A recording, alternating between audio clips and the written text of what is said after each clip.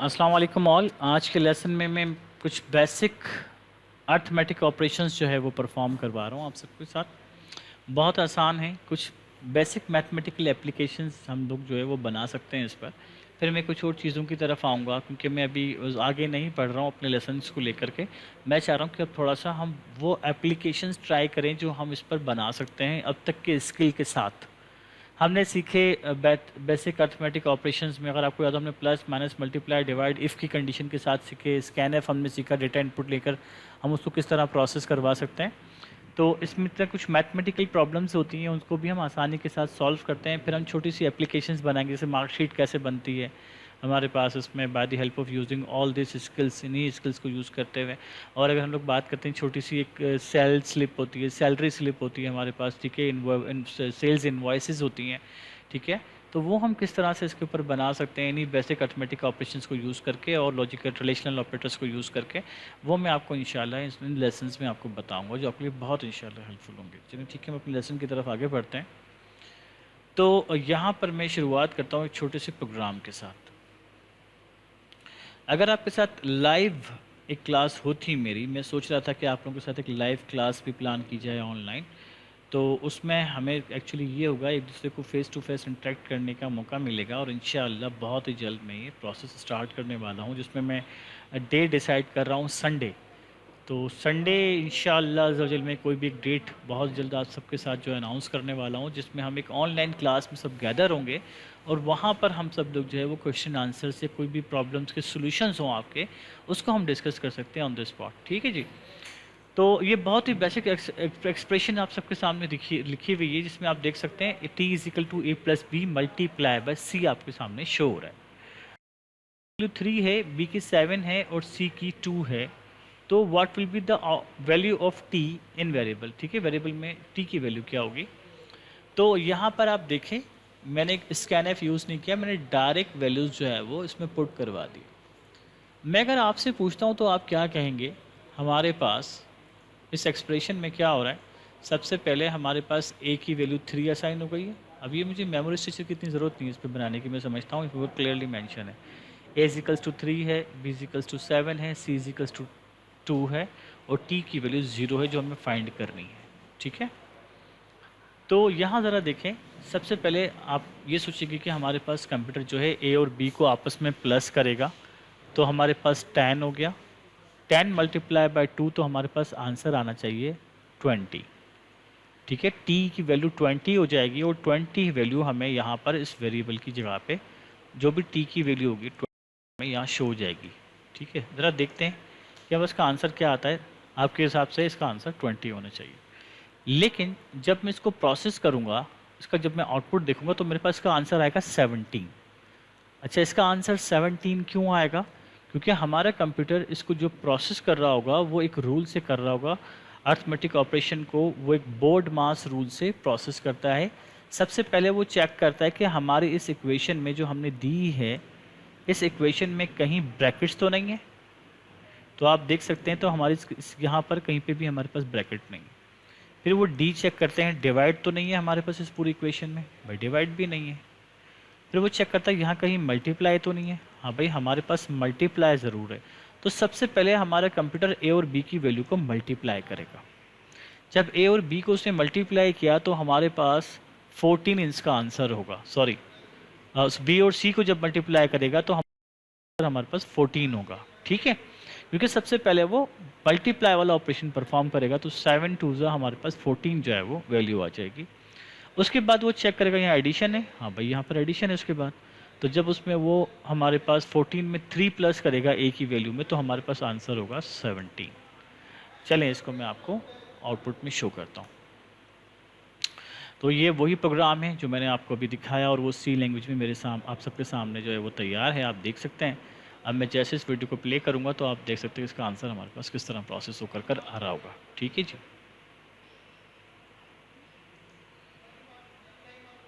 यहाँ आप देख सकते हैं कि मैंने यहाँ पर अब उसी सेम वही वैल्यूज़ यहाँ पर दी हुई हैं। मैं इसको अब जो है यहाँ पर सब के सब वैल्यूज़ यहाँ ऑलरेडी डिफाइन है और टी की वैल्यू भी आप देख सकते हैं। जिस तरह मैंने process A plus B multiply by C, अब मैं इसको कंपाइल कर रहा हूँ तो आप देखिए मेरे पास आंसर 17 आ रहा है।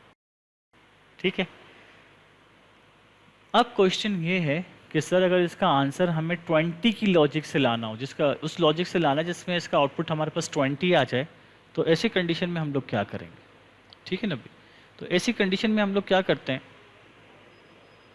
ऐसी कंडीशन में हम लोग उसी प्रोग्राम में सिर्फ इतनी सी चेंजेस करेंगे कि जिस वैल्यू को हमें पहले प्रोसेस करवाना है उसे हम ब्रैकेट में दे देंगे। a प्लस बी मुझे पहले प्रोसेस करवाना है तो इसको मैं ब्रैकेट में दे दूंगा, और मल्टीप्लाई बाय सी जब बाद में दूंगा तो हमारा कंप्यूटर बोर्ड मास के रूल को जब फॉलो करेगा तो वैसे तो हमारे पास 20 इसका आंसर हमारे पास क्यों आ जाएगा, क्योंकि सबसे पहले मेरा कंप्यूटर जो है वो क्या कर रहा होगा, ब्रैकेट्स को चेक कर रहा होगा। तो a प्लस बी हमारे पास कितना हो गया 10, 10 मल्टीप्लाई बाय 2 तो हमारे पास हो गया 20, तो इसका आंसर हमारे पास 20 आ जाएगा according to the BODMAS rule. ठीक है, हम वो आंसर भी ले आए जो हमारी रिक्वायरमेंट थी एग्जाम्पल। ठीक है जी।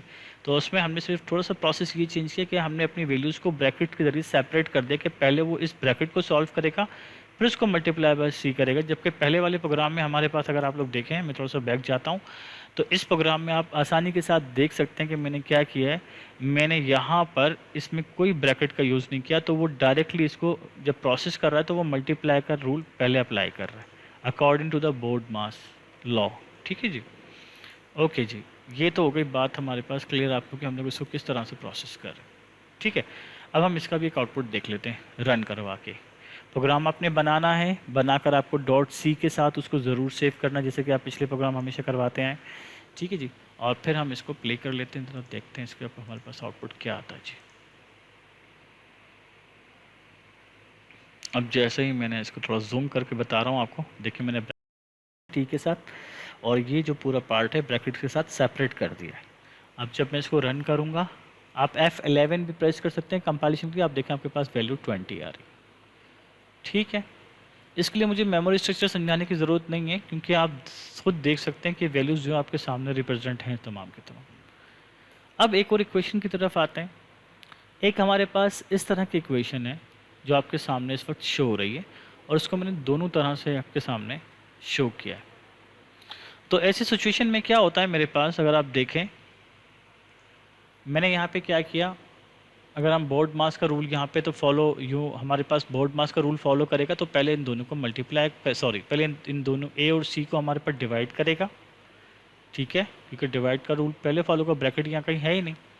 फिर चेक करेगा मल्टीप्लाई है, फिर मल्टीप्लाई करेगा, फिर लास्ट में वो प्लस करेगा, और उसके बाद हमारे पास जो भी आंसर हो वो हमारे सामने शो हो जाएगा।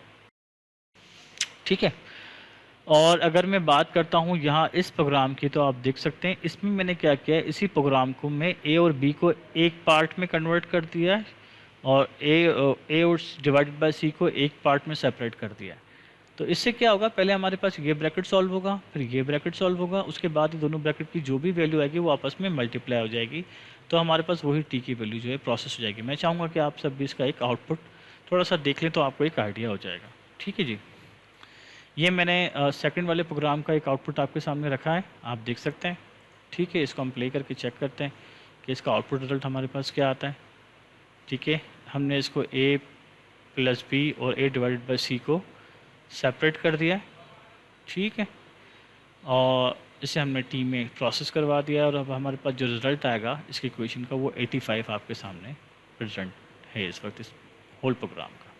तो अकॉर्डिंग टू द लॉ ये इसको प्रोसेस किया जब इसने, तो इसका आंसर हमारे पास 85 शो हो गया। ठीक है, और दूसरा जो प्रोग्राम है हमारे पास वो कुछ इस तरीके से फॉर्मेट में हमने लिया था, और हम इसको इस तरह भी कर सकते हैं। यहाँ पर थोड़ा सा एक्सप्लेन कर दूँ, प्रोग्राम सेम वही है, a प्लस बी और multiply by a divided by c। तो मैंने क्या किया, a प्लस बी को सेपरेट करके एक वेरिएबल में असाइन कर दिया है। ठीक है, इसमें a1 में, और a डिवाइडेड बाई सी जो है इसको मैंने प्रोसेस करवा कर एक न्यू वेरिएबल में असाइन करवा दिया, वो है b1। a प्लस बी को a1 में और a डिवाइडेड बाई सी को b1 में, और इन दोनों को आपस में मैंने क्या कर दिया है, a1 और b1 को आपस में मल्टीप्लाई करवा के टी में स्टोर करवा दिया। तो सिंपली हम इस तरह भी अपने प्रोग्राम को स्टेप बाय स्टेप, जैसे कि मैथ में होता है, पहले हम एक पार्ट सॉल्व करते हैं, फिर सेकंड पार्ट सॉल्व करते हैं, फिर उन दोनों की जो वैल्यू आती है फिर उसको एक जगह पे स्टोर करके फिर हम उसकी वैल्यू, सेम इसी तरह से हम इसको प्रोसेस कर सकते हैं। तो यहाँ पर भी मैंने इसका आउटपुट आपके सामने शो करना है, आप सब देख सकते हैं आपके सामने इसका व्यू शो हो रहा है। तो जैसे मैं इसको रन करूँगा तो मेरे पास क्या होगा, इसका आंसर 85 ही शो हो रहा है, सेम। ठीक है, लेकिन मैंने इसको स्टेप्स में थोड़ा सा प्रोसेस किया। ठीक है जी। ओके, इस स्लाइड में आप देख सकते हैं कि मैंने एक मैथ की इक्वेशन है, क्वाड्रेटिक इक्वेशन आपके सामने शो हो रही है। इसको मैंने एक सिंपल बेसिक लैंग्वेज के स्टेप्स में प्रोसेस करके जो है वो कंप्लीट किया है। ठीक है, इसको हम फंक्शन से भी सॉल्व कर सकते हैं, लेकिन मैं फ़िलहाल एक छोटी सी बिल्कुल बेसिक इक्वेशन के साथ आपको इसको सॉल्व करना बताऊंगा। सबसे पहले मैंने ए स्क्वायर को सॉल्व किया, तो आप देख सकते हैं मैंने यहाँ पे ब्रैकेट में ए इंटू ए दे दिया, जो कि हमारे पास यही ए स्क्वायर वाला काम जो है प्रोसेस कर रहा होगा। 2ab के बीच में कोई साइन नहीं है, इसका मतलब ये तीनों आपस में मल्टीप्लाई हो रहे हैं, तो मैंने यहाँ पे 2 इंटू ए इंटू बी जो यहाँ पे दे दिया है। और यहाँ पर लास्ट में बी स्क्वायर है, तो इसे मैंने बी इंटू बी एक ब्रैकेट में अलग सॉल्व करवा लिया। ठीक है, तो हमारे पास कुछ इस तरह से प्रोसेस होगी, एक्स की वैल्यू असाइन होगी। ये ए इंटू ए हमारे पास 9, ओके। उसके बाद 2 इंटू ए हम अगर प्रोसेस करते हैं तो 2 इंटू ए हमारे पास होता है 6 एंड 6 7 सा 42 एंड लास्ट 7 इंटू 7 हमारे पास होगा 49। when we will sum all these values तो हमारे पास इक्वल होगी हमारे पास 100 के। ठीक है, आप क्रॉस चाहें तो उसको सम कर सकते हैं। तो हमारे पास ये वैल्यूज़ उसने मेमोरी में अलग अलग इसलिए कैलकुलेट की हैं क्योंकि हमने इनको ब्रैकेट में असाइन किया था। ठीक है, तो अब हमारे पास क्या हुआ कि 9 प्लस 42 एंड 49 विल बी 100। तो आपके पास x की वैल्यू 100 होगी और हमारे पास आंसर में जो है वो x की वैल्यू को 100 जो है वो शो करेगा हमारे पास। ठीक है, अब हम यहाँ पर आगे देखते हैं इसको हम प्रोसेस किस तरह से कर सकते हैं। ज़रा यहाँ देखिएगा, मैंने यहाँ पर इस प्रोग्राम को रन किया है। ठीक है जी, तो आप देख सकते हैं कि मैंने सेम उसी प्रोग्राम को जब कंपाइल किया तो मेरे पास 100 शो हो रहा है, जैसे कि मैंने अभी आपको कैलकुलेट करके शो किया। ठीक है, आज के लेसन में बस इतना ही। इंशाल्लाह हम फिर मुलाकात करेंगे न्यू लेसन के साथ बेसिक स्टेप्स में इंशाल्लाह। अल्लाह हाफ़िज़।